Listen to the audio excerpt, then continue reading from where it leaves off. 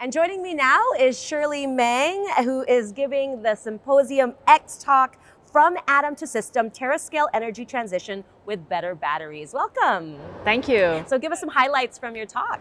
Yeah, so I will give a very brief overview of how lithium-ion battery field in the last 30 years have achieved great success.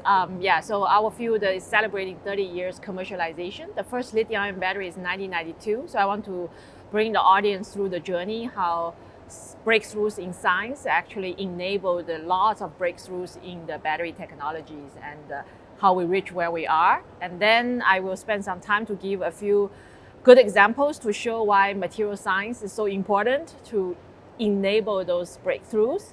Yeah, last but not least, I will talk about the future plans.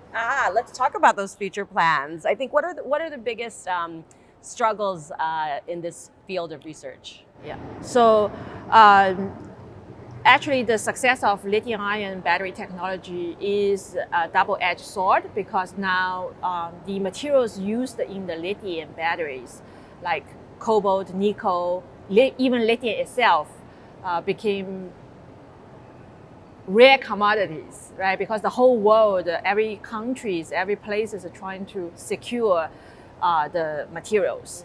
So it's very important for scientists like us to come out with alternative electrochemistry. Elements like sodium can do similar jobs, probably not as powerful. However, they can also provide energy storage solutions. So I think the biggest challenge for us is that come out with more alternative solutions so that we can actually have a diverse portfolio of energy storage solutions. So it's really important that I think to me that's probably the most important directions is for us to figure out how we can make sodium batteries, make zinc batteries, make alternative batteries. Yeah, as part of this larger decarbonization effort, you were talking about that as a goal. What are some of the priorities then when you kind of go for this goal?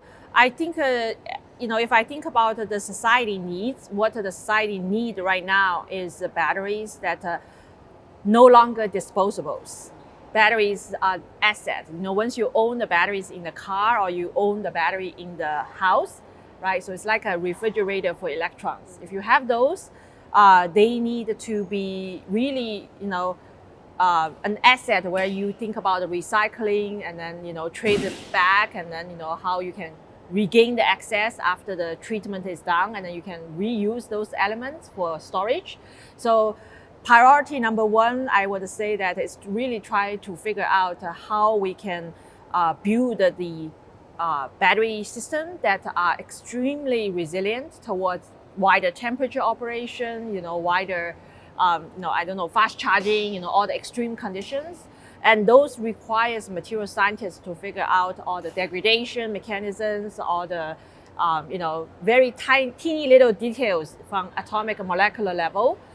So that's where I think, personally for me, that's a really, really important direction. Then I think the other important priority for us is really kind of figure out how we can actually make batteries ultimately safe. Because as the world is shipping out the billions of batteries, even if your product quality is 1 in 10 million, you still have hundreds of problems, right? And then when battery has safety problems, it tends to really catch the public attention that this is unsafe. And we really have to work hard to change that notion. And from the material scientist perspective, that's a problem we can solve. Oh, I love it. I love this message. It's definitely something that affects so many lives. Yep. So looking forward to that. Thank you so much, Shirley Meng, for joining us today. My pleasure.